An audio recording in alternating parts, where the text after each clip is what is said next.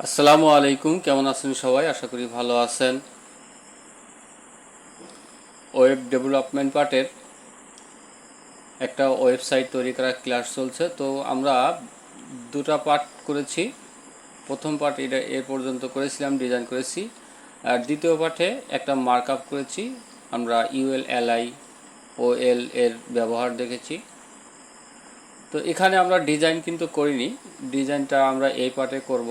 আরও এখানে আমাদের একটা টেবিল থাকবে, আমাদের ওয়েবসাইটের মধ্যে টেবিলটা নিয়ে আসবো। আমার চ্যানেলটি সাবস্ক্রাইব করে বেল আইকন বাজিয়ে দিবেন। ফিরে আসছি ইন্ট্রোর পরে।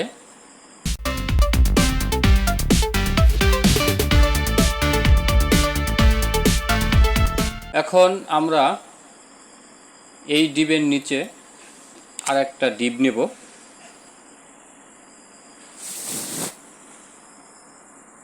ডিব, এই ডিবের ভিতরে আমরা টেবিল নেব। তাই টেবিল নামক একটা ট্যাগ আছে, ট্যাগটা নিলাম। আমরা যে টেবিলটা করব এই টেবিল ট্যাগের মধ্যেই করব। তো এখানে টেবিলের আবার দুইটা ট্যাগ হয়, একটা হলো টি হেড আর একটা টি বডি। তো আমি টি হেড নিচ্ছি, তারপরে এর নিচে এসে আমরা টি বডি নেব। টি বডি, টি হেডের মধ্যে আমাদের একটা টিআর ট্যাগ নিতে হবে। টিআর, টিআরের মধ্যে থাকবে টিএইচ। এখন আমরা যদি এই টিএইচ এর মধ্যে যা লিখি তা হেডিং আকারে শো করবে। তো এখানে আমি আপাতত লিখে দিচ্ছি নেম, তারপরে আরেকটা নিব।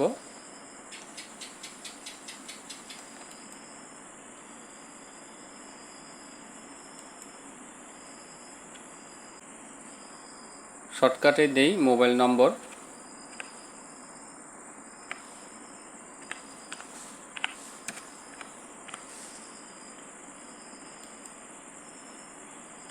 তারপরে আরেকটা নেব।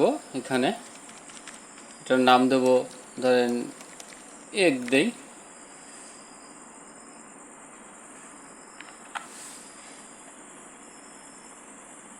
আমাদের এটা বড় হাতে লিখি, দেখতে সুন্দর দেখাবে।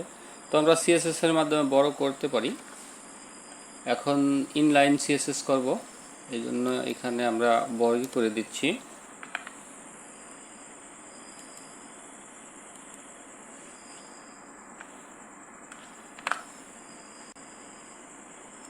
ব্রাউজারে যাই, এই যে আমাদের হেডিং টেবিলটা এখানে চলে আসলো। তো এখানে আমাদের বর্ডারটা অ্যাপ্লাই করতে হয় টিএইচ এর মধ্যে। আমরা প্রত্যেকটা টিএইচ এ একটা স্টাইল অ্যাপ্লাই করতে পারি, বর্ডার স্টাইল। তাহলে এখানে বর্ডারটা দেখাবে। তো প্রথম একটা স্টাইল আমাদের ব্যবহার করতে হবে টেবিলের মধ্যে। তো আমি আগে সবগুলো লিখে নেই, তারপরে দেখাচ্ছি কিভাবে স্টাইল করা হয়। এখানে আমরা টি বডির মধ্যে আসি, টিআর ট্যাগ নিতে হবে। টিআর, টিআর এর মধ্যে থাকবে টিডি।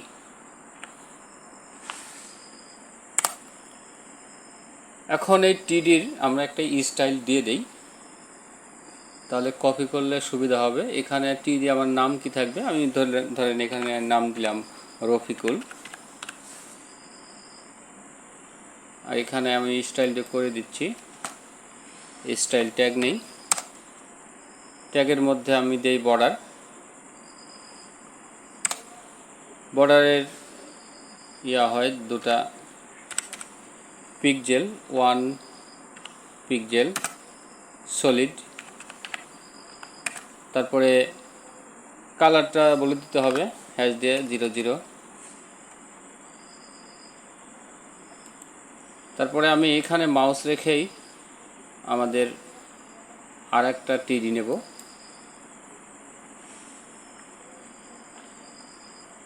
টিডি হলো রো, যতগুলো টিএইচ নেব এতগুলো রো হবে, আর টিআর হলো কলাম। এখন আমাদের এই নামটা পরিবর্তন করতে হবে। এখানে যেহেতু আমার মোবাইল নাম্বার দেওয়া আছে, আমি এখানে মোবাইল নাম্বারটা দিচ্ছি।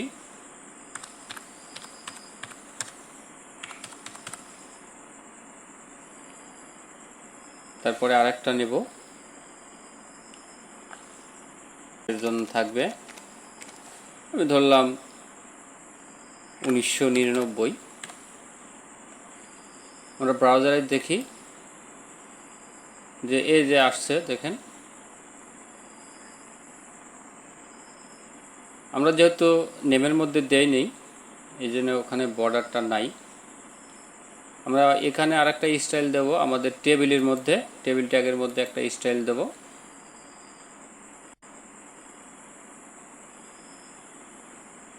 টেবিল, এখানে আসে স্টাইল, বর্ডার 1 পিক্সেল সলিড, তারপরে হ্যাশ দিয়ে 000। এখন যদি ব্রাউজারে যাই, দেখেন এখানে আমাদের এটা চলে আসছে। আর নেমের মধ্যে দিতে হবে, এখানে টিএইচ আছে, এই টিএইচ এর সবগুলোতেই আমাদের এখানে স্টাইল দিতে হবে।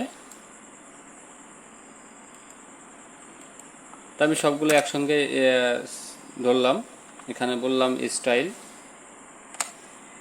বর্ডার হবে 1 পিক্সেল সলিড, তারপরে হ্যাশ দিয়ে বলবো 000। এখন ব্রাউজারে দেখেন এই যে চলে আসছে। তারপরে আমরা আরেকটা টিডি নেব, টিআর ট্যাগ নেব।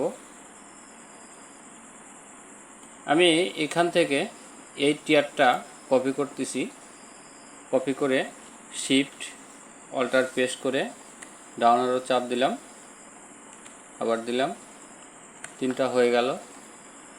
এখন আমরা এই ভিতরের নামগুলো চেঞ্জ করে দিতে পারবো। তো হবে মাঝখানে আনার জন্য আমরা কি করতে পারি, আমাদের এই যে টেবিল ট্যাগের যে ডিপটা নিয়েছি, এই ডিপের একটা স্টাইল দেব, স্টাইল। এখানে আমি উইথ দেব, উইথ ধরেন আমি 200 পিক্সেল দেই, 200 পিক্সেল। তারপরে এখানে আমাদের মাঝখানে নিয়ে যেতে হলে, আমাদের ডিপটাকে যদি মাঝখানে নিতে চাই, তাহলে মার্জিন 0 অটো করে দেব, 0 অটো। এখন দেখেন ডিপটা মাঝখানে চলে আসছে। তো নিচে একদম লেগে আছে, এজন্য আমরা একটা কাজ করতে পারি, আমরা প্যাডিং ব্যবহার করতে পারি। প্যাডিংটা আমরা এই ডিপের মধ্যেই দেব, স্পেস দিয়ে বলবো প্যাডিং। প্যাডিং হবে সাপোজ ধরেন 100 পিক্সেল।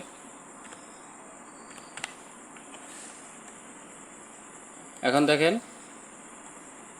100 পিক্সেল প্যাডিং হয়ে জায়গাটা কিন্তু ফাঁকা হয়ে গেছে। তো এভাবে আমরা ধীরে ধীরে সিএসএস এর মাধ্যমে আমাদের ওয়েবসাইটকে একটা রূপ দিতে পারি। তো আমাদের বডির মধ্যে একটা কালার দরকার। আমরা স্যাম্পলে দেখেছিলাম যে আমাদের বডির মধ্যে একটা কালার আছে। তো কালারটা আমরা philatycolors.com থেকে নিয়ে যাব।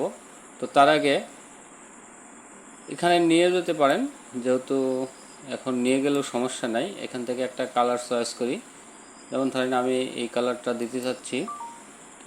এখন আমার কোড এডিটরের মধ্যে এসে আমাদের যে বডিটা আছে শুরু, এই যে বডি, এখানে এসে একটা স্টাইল দেব,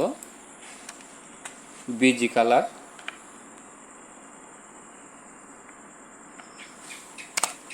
আর বিজি কালারের মধ্যে এটা পেস্ট করে দেব। তাহলে দেখেন আমাদের ওয়েবসাইটের মধ্যে একটা কালার চলে আসলো। তারপরে আমরা এই যে এই অংশটা একটা কালারের মধ্যে রাখতে পারি। তারপরে আমাদের এই যে বডিটা আছে, বডিটা আপনারা দেখতে পারবেন সবগুলো ওয়েবসাইটের মধ্যেই একদম কিন্তু পাশাপাশি লেগে নাই, একটু ফাঁকা আছে দুই সাইডে। তো এই ফাঁকাটা কিভাবে করা হয় চলেন দেখি। এখন আমি এই বডির মধ্যে আরেকটা স্টাইল ব্যবহার করব। স্টাইল,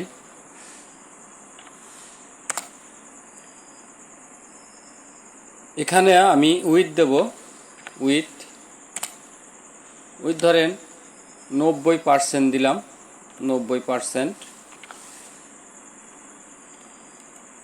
তারপর এখানে আরেকটা বলতে হবে প্রপার্টি, সেটা হলো মার্জিন। এখানে 0 স্পেস দিয়ে অটো করব। তাহলে দেখেন আগের তুলনায় কিন্তু এখন অনেকটা সুন্দর দেখাচ্ছে। আগে লেগে ছিল, এখন একটু ফাঁকা হয়ে গেছে। আমরা যখন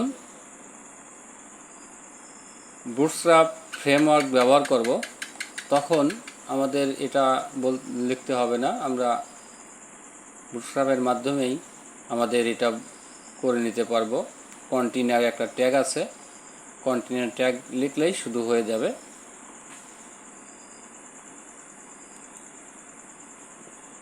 এখন আমাদের আরেকটা কাজ করতে হবে, সেটা হলো যে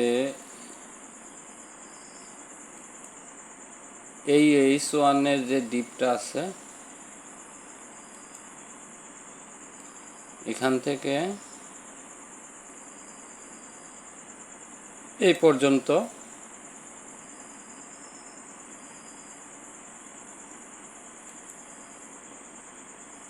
এই ডিপের মধ্যে আমরা একটা স্টাইল ব্যবহার করতে পারি। স্টাইল, এখানে আমরা একটা ব্যাকগ্রাউন্ড কালার দিতে পারি। Background colour BSCকে। ব্যাকগ্রাউন্ড কালারটা আমরা কোথা থেকে নিয়ে আসতে পারবো, এখানে আছে দেখেন, এখান থেকে আনতে পারি। আবার philatycolors.com থেকে আমি কপি করে নিয়ে আসতে পারি। তো এখান থেকে আমি এই কালারটা নিয়ে যাচ্ছি আর এখানে পেস্ট করে দিলাম। Ctrl+V। ব্রাউজারে দেখেন একটু গাঢ় হয়ে গেছে, আমার এই কালারের সঙ্গে মিলাতে যাচ্ছি, যেহেতু এগুলো আমরা আগে ভিডিও করেছিলাম। এখন আমি এখান থেকে যদি কপি করে নিয়ে আসি তাহলে এটা সেম মিলে যাবে। তো আমার মেনুতে যে কালারটা দেওয়া আছে সেই কালারটা আমি এখানে বসিয়ে দেব। দেখেন মেনুতে কি কালার দেওয়া আছে। মেনু,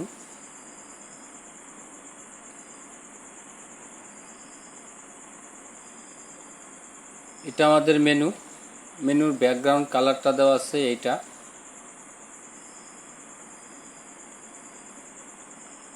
$485।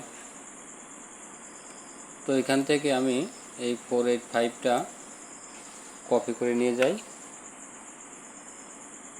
আর আমাদের এইখানে পেস্ট করে দেই।